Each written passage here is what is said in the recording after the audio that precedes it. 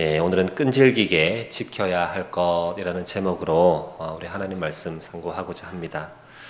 여러분이 특세 기간이라 이제 피로한 하루하루를 보내시는 분 있으리라 생각합니다. 근데 때때로 어떤 피로함은 힘든 몸과는 달리 한결 가뿐한 마음가짐을 허락하는 것들이 있죠. 아마도 하나님 앞에 나와 말씀을 듣고 우리가 쌓아왔던 기도의 제목들을 주님께 내려놓고 해결받는 일, 이것이 으뜸이 아닐까 합니다. 이러한 성도님들의 상황에 제가 의도치 않은 도움을 좀 드리게 됐습니다. 연일 말썽이 된 컴퓨터가 결국 큰 사고를 내는 바람에 오늘 하루 종일 작성한 그 설교 원고를 날렸습니다. 부랴부랴 이제 복원을 했는데 제 머리의 한계로 한 60% 정도 이제 복원이 된 것 같습니다. 제 기분으로는 제 사역간 두 번 다시 써보기 어려운 괜찮은 설교였다 싶은데 확인할 길이 이제 없습니다. 그래서 좀 아쉽지만, 그러나 이 가운데 60%밖에 되지 않은 원고이지만 나머지 40에 더 얹어 100% 이상의 것을 하나님의 은혜로 더하실 줄로 믿고 말씀에 주목하여 함께 상고하기를 원합니다. 여러분, 일찍이 트리니티 신학교의 교수였던 길버트 빌지키언이라는 사람은 교회가 세상의 유일한 희망이다라는 말을 거듭하곤 했습니다. 이 말의 표면적 의미는 교회의 값짐을 말하는 듯 보이지만 조금만 깊이 생각해 보면 방점이 찍혀 있는 곳은 세상이라는 것을 알 수 있죠. 교회를 세우신 하나님의 주요 관심이 교회 자체에 있는 것이 아니라 세상에 있다는 것을 우리에게 일러주고 있습니다. 그래서 우리는 우리를 일컬어서 세상의 빛, 소금이라고 말할 때 교회에 책임 있는 구성원인 성도인 우리가 아니라 우리가 보냄받은 그 세상에 주목해야 한다라는 것 거듭거듭 확인해 왔다 싶습니다. 교회는 사명 공동체라는 말이 되죠. 그리고 나아가 교회를 이루는 성도들 역시도 사명을 좇아 살아야 한다는 것을 일깨워주고 있습니다. 성도는 소위 거룩한 무리라고 불리는 이들을 말하는데 의미상 예수 그리스도를 믿고 구원 얻은 자들을 말합니다. 더 이상은 허망된 세상의 것들을 좇지 않고 내가 거룩하니 너희도 거룩하라 라고 말씀하시는 그 하나님의 명령을 좇아 사는 사람들이죠. 교회는 이러한 성도들이 믿는 그리스도의 몸이니 교회를 성도 자체라고 말할 수 있을 것입니다. 하나님의 백성들의 모임이고 역사하시는 성령께서 이끄시는 그분의 전입니다. 그런데 세상의 여느 커뮤니티와는 다른 아주 많은 영역에서 차이를 보이는 교회의 특징이 있습니다. 그것은 교회를 세우는 것은 성도가 아니라는 것이죠. 교회를 세운 목적은 성도에게 있지 않습니다. 성도들이 자신들의 소기의 목적을 가지고 이 교회를 만들어갈 수 없다라는 거예요. 교회는 하나님의 목적에 따라 세워졌고 구성원인 성도 역시도 세우신 하나님께서 부여하신 권한을 따라 교회의 역할을 감당하면 되는 것입니다. 그런데 오늘날 성도들은 교회의 본연의 목적은 잃고 나아갈 바도 알지 못한 채 좀 이상한 것을 좇는 경향이 있습니다. 그리스도를 머리라 이렇게 지칭을 하고 있지만 교회라고 부르기는 매우 애매한 부분들이 있으니 곧 머리 대신 교회, 머리 대신 그리스도의 그 뜻을 좇지 않는다라는 거죠. 자주 들고 있고 또 여러분들도 많이 들어보셨던 예화다 싶은데 바다에 사는 물고기를 잡아서 회를 떠서 먹어보면 바닷물이 상당수의 염도를 갖고 있음에도 불구하고 회 자체는 짠맛을 내지 않습니다. 맞습니까? 그리고 바다 안에서 수십 년, 아니 수백, 수천 년 동안 굴렀던 돌을 꺼내다가 이것을 반으로 갈라보면 그 표면은 바닷물이 묻어 있음에도 불구하고 그 단면은 물이 묻은 흔적조차 보이지 않습니다. 그렇죠? 그런데 희한하게도 성도가 속해 있는 교회도 이와 같은 모습을 보인다라는 것이죠. 오랜 시간 부름받은 공동체 안에 머물러 있는데 겉모양은 교인이지만 내면 세계는 그렇지 않은 자신을 종종 발견하게 됩니다. 교회가 사명의 짠맛을 내고 신앙 전수의 파도를 일으켜도 조금만 물 밖으로 꺼내놓으면 원래 있었던 곳을 짐작조차 할 수 없는 교회의 구성원인 우리라는 사실이죠. 여러분, 우리를 이 세상에 던져놓고 여러분은 예수 믿는 그리스도인이군요 라는 얘기를 단번에 들으실 수 있는 분이 있습니까? 솔직히 말씀드리면 저 자신은 자신이 없습니다. 어떻습니까, 여러분? 속해 있는 회사에서, 아니요, 조금 더 노골적으로 말해서 가정 안에서조차 그렇게 불려질 수 있습니까? 우리가 들키지 않은 죄악과 부끄러운 수치가 훨씬 많지 않겠어요? 단에 서서 말씀을 전하고 또 매주일 중등부를 이끌어 가지만 중등부 예배에 나와 있는 저희 큰아이에게 제가 부끄러울 때가 한두 번이 아니거든요. 이 아들 얘기 하지 말라 그랬는데. 네. 그런데 일단 타협을 받습니다. 한 번 나올 때마다 용돈을 주는 걸로 그렇게 하는 걸로 하겠습니다. 여러분, 그렇습니다. 이 녹록지 않는 우리의 현실과 몰아치는 세상의 거센 공격을 맞다 보면 어쩔 수 없이 세상에 녹아든 우리 모습을 발견할 수 있고 또 점차 사라져가는 교회의 모습을 우리는 알게 되는 것이죠. 예나 지금이나 남녀노소 할 것 없이 삶이 힘겨워 감당하기 어려울 때 교회 안의 성도들은 가장 먼저 사역을 내려놓더라는 것을 어렵지 않게 볼 수 있습니다. 선을 행하다가 낙심하는 경우는 더욱 그러하죠. 은혜 충만할 때는 모든 것이 감사지만 어느 순간부터 불평과 불만거리들만 교회 내 곳곳에서 보이기 일쑤입니다. 우리에게서 거룩한 교회의 모습을 발견하기는 더욱 어려워지는 거예요. 그래서 오늘 이 함께 상고하는 말씀을 통해서 우리 신앙인들에게 반드시 끈질기게 지켜야 할 것들이 있다라는 것을 함께 나누면 좋겠고요. 이를 통해서 교회된 우리가 어떠한 사명을 붙잡아야 하는지를 각인에게 주시는 하나님의 응답을 따라 쫓고 또 그것이 오늘 우리의 기도 제목이 되기를 말씀으로 축복드립니다. 첫 번째, 우리는 끈질기게 사명을 붙잡아야 한다라는 겁니다. 이 예루살렘으로 가는 행렬이 아하와로 흐르는 강가에 이르렀을 때 에스라는 사람들을 모읍니다. 이때 에스라는 70여 년의 이 바벨론 유수 생활을 끝으로 예루살렘으로 귀환하는 사람들 가운데에서 레위 자손이 하나도 없다라는 이 사실을 발견하게 됩니다. 이것은 신앙 공동체인 이스라엘에 꼭 필요한 일꾼이 없다는 것을 의미하는 것이죠. 이스라엘의 율법을 주실 때 가장 먼저 하나님이 일러주셨던 것은 어떻게 하나님을 예배해야 하는가, 하나님을 예배하는 장소는 어떠해야 하는가, 예배와 관련된 일들은 누가 맡아야 하는가, 이러한 일들을 알려주셨습니다. 그리고 1년의 일을 주관할 별도의 사람들을 세웠으니 그들이 곧 레위인이었습니다.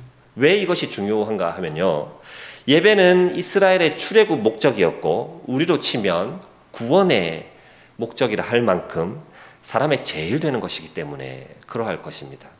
잘 알고 있는 대로 모세가 바로왕 앞에 서서 하나님이 자신을 보내신 목적을 따라 이 이스라엘 백성들을 이끌어낼 때에 언급하였던 것은 사흘길쯤과 우리 하나님께, 여호와 하나님께 제사할 수 있도록, 예배할 수 있도록 하라는 것이었습니다. 그리고 약속의 땅 가나안에 갔을 때에도 동일하게 성전 건축에 대한 이들의 관심이 초유의 것이었던 것이고, 또 이 광야의 여정 가운데서 성막을 통해서 하나님을 예배하는 일들이 계속 일어났던 것을 우리는 알 수 있죠.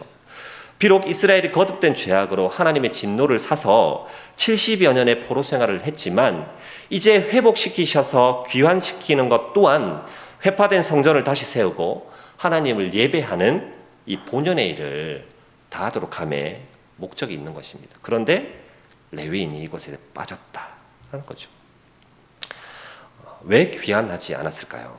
고증에 따르면 레위인들의 위상과 입지가 이 제사장들에 비해서 훨씬 열악했기 때문이다라고 얘기를 하고 있습니다. 포로기 이전에도 레위인들은 이 성전의 성가대, 문지기, 제물을 도살하는 일 등 성전 관리에 주의를 했기 때문에 매우 힘든 일로 이들의 일들을 차지하고 있었습니다. 그러나 그들이 받는 대우는 제사장에 비해 초라한 수준이었어요. 때문에 지금 예루살렘으로 귀환해서 다시 그 고된 사역을 하게 될 것에 대한 염려가 있었던 것이죠. 게다가 포로기 때 바벨론에서 생활했어야 왕족이나 귀족을 제외하고는 끌려간 이들의 삶이 다 거기서 거기 아니었겠습니까? 그래서 사명이란 이름으로 이것을 길게 붙잡을 만한 것이 아니었던 것입니다. 사명과 그들이 처하게 된 이 현실의 양갈래길에서 자꾸만 현실로 눈길이 갈 수밖에 없는 우리의 연약한 모습을 고스란히 반영하는 대목이다 싶습니다. 주중의 벅찬 삶과 주일의 고된 사역은 매해 연말이 되면 내년에는 반드시 쉬어버릴 것이다 라고 다짐하는 것과 같은 맥락이죠. 교회에 여러 사역을 맡아 하는 사람들이 꽤 많이 있지만 어떤 이들은 펜대를 굴려서 무언가를 결정하는 일들을 하고 어떤 이들은 이 일에 능한 사람임에도 불구하고 결정권자가 아니기 때문에 이 일을 할 수 없는 일들이 빈번하게 발생하는 것이죠. 그래서 레위인과 같은 마음으로 이것에 접근하게 되면 어떻게 됩니까?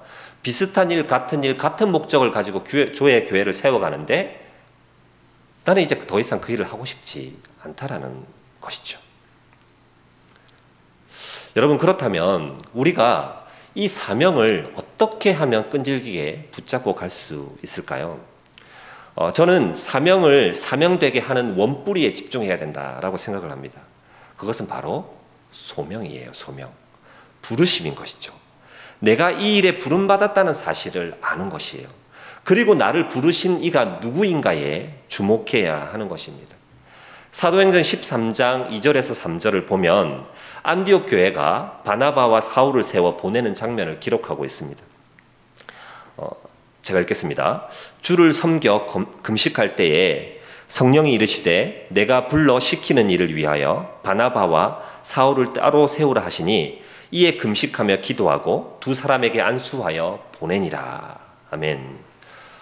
바나바와 사울을 세워 보내는데 이들을 부르신 이가 누구세요?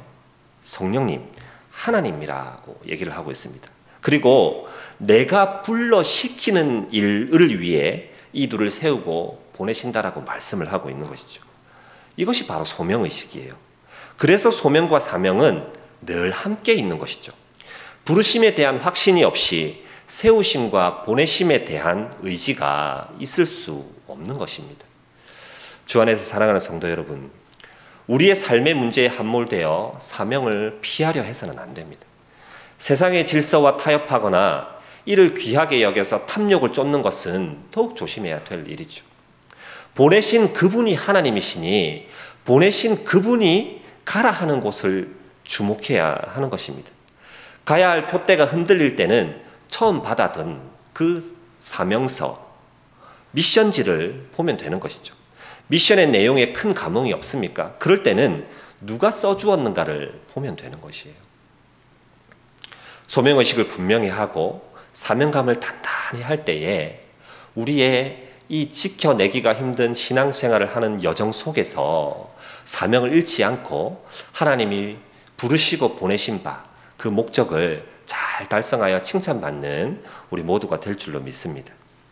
둘째로 끈질기게 신앙을 전수해야 한다는 것이죠. 에스라 8장 1절부터 14절까지의 내용들은 귀환하는 사람들의 계보가 이렇게 소개되어 있습니다.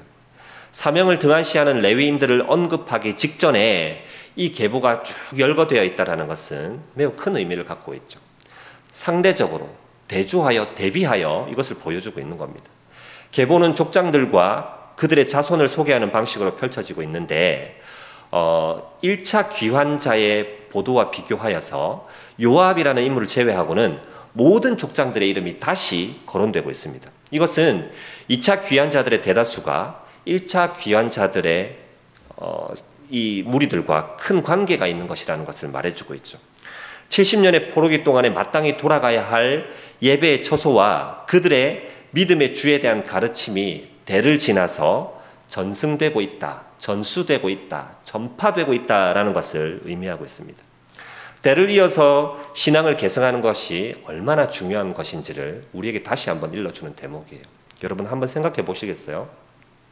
하나님의 진노를 사서 징계를 받았던 이스라엘 백성들이 70년 포로 생활을 끝내고 돌아왔는데 자손들은 놓고 왔다는 거죠. 왜요? 돌아가야 할 목적을 잃었던 거죠. 사명을 잃었다고 얘기를 하고 있어요. 신앙 전수가 제대로 되지 않았기 때문에 그와 같은 일이 벌어졌다라고 본문이 우리에게 일축해 주고 있습니다. 그러면 사명에 시달해진 이 레위인들이 어떠했냐 보면요, 1차 귀환 때에 함께했던 레위인들이 제사장의 10분의 1 정도 수준이었습니다. 341명이었는데 급기야 이번 2차 때에는 단 한 명도 없다라는 겁니다. 어찌 보면 우리가 받은 사명의 궁극적 목표라고 할 수 있겠죠. 하나님이 누구신지를 전파하고 또 다른 이들을 계속해서 세워나가는 것이 모든 믿는 자들의 사명이라는 거예요. 어느 때 어떤 모양으로 이것이 멈춰버릴지 모르겠습니다. 우리가 옛날 뜨겁게 기도했던 때를 회상하면서 아련한 추억에 사로잡혀 있는 동안 우리의 다음 세대들은 주일학교를 떠나고 예배를 멀리하는 지경에 이르렀다라는 거예요. 이것이 교회 내에 있는 우리만의 얘기여서도 안 됩니다. 신앙의 전수는 곧 신앙의 전파여야 하는 것이죠.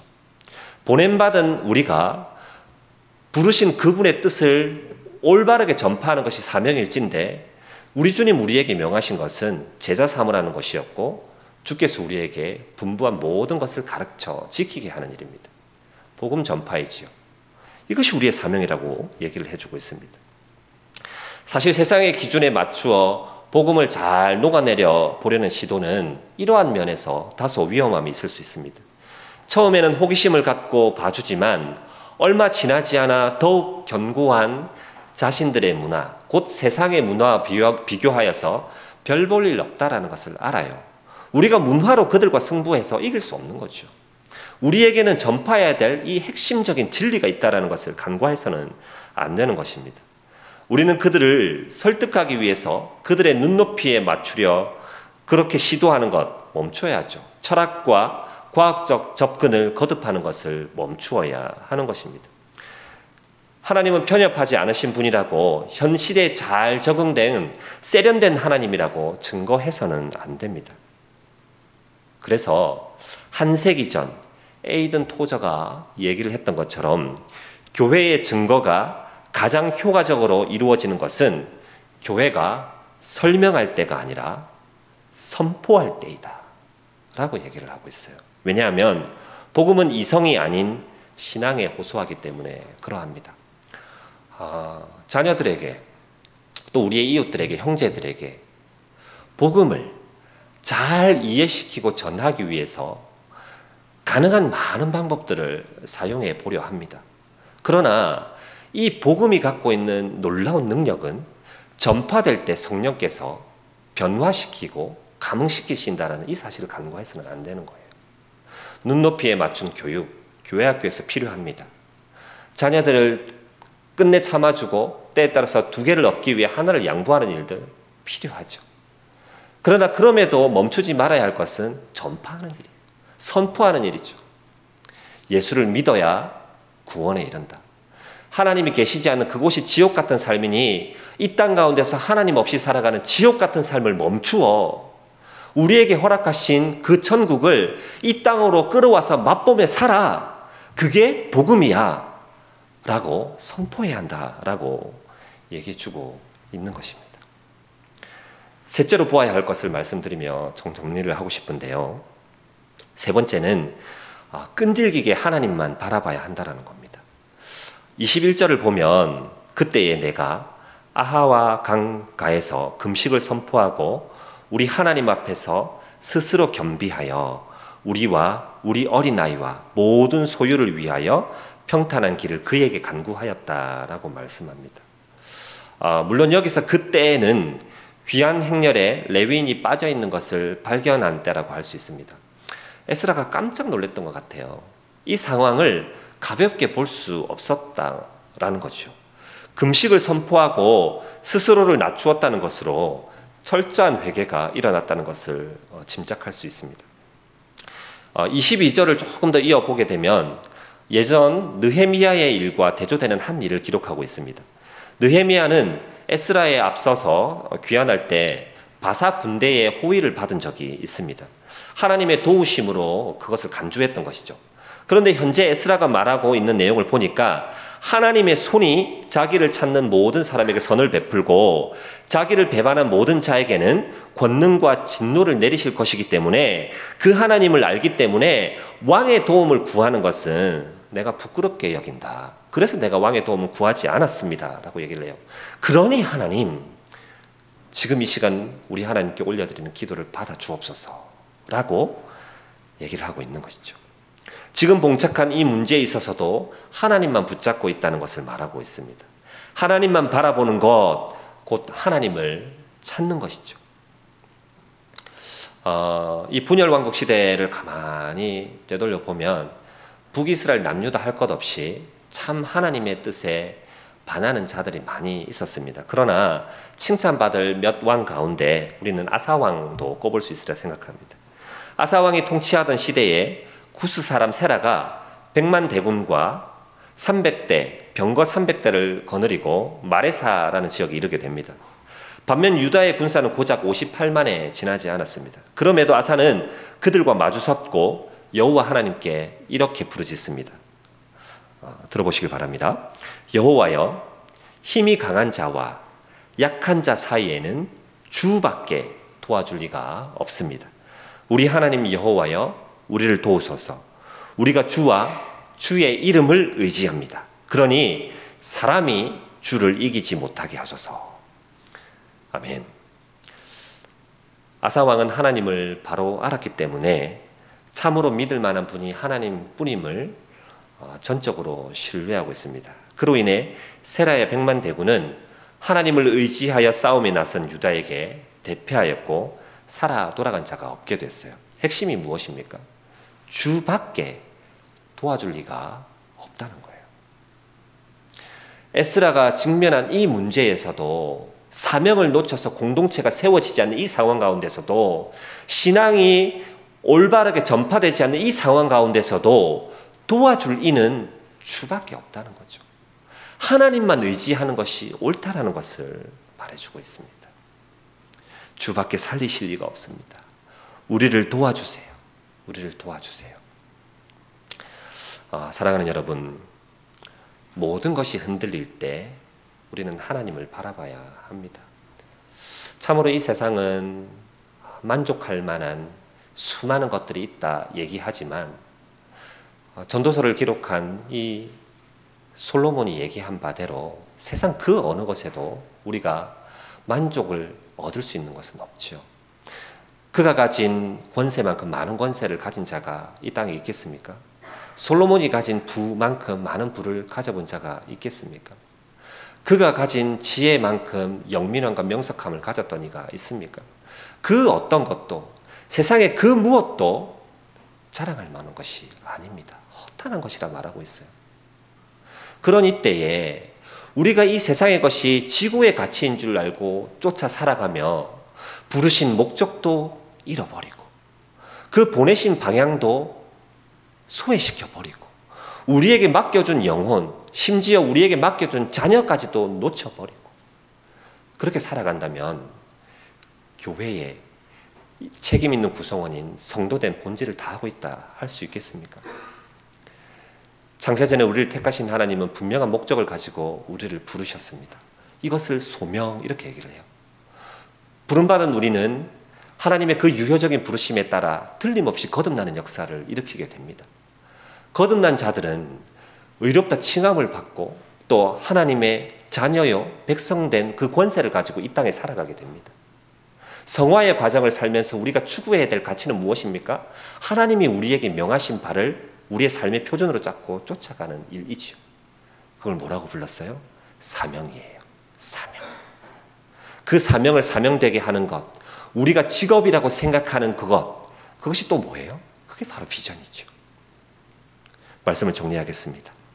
여러분, 사명을 잊거나 놓치면 성도는 성도된 정체성을 잃고 위기를 만나게 됩니다. 심지어는 세상의 모든 것, 그 가운데서도 가장 찬양할 만한 것이 하나님이라고 고백했던 이들이 자신의 생명까지 내어놓겠다 했던 이들이 이제는 그들의 신앙까지도 뒷전으로 하고 세상으로 달려나아갑니다. 레위인들이 자신들의 사명을 성실히 붙잡지 않음으로 인해 자손들의 신앙과 사명까지 흔들리게 되었던 것, 우리가 간과하지 말아야 하죠. 그 전철을 밟지 않도록 애써야 하는 것입니다. 그래서 우리의 시대적 사명이 예배이고 우리의 본질적 사명이 다음 세대를 세우는 일이다라고 거듭 얘기하는 것이죠. 여러분, 예배를 통한 회복에서 우리의 신앙이 회복되고 우리의 부름받은 목적이 회복되고 보내신 우리의 사명이 회복되기를 주의 이름으로 축원합니다.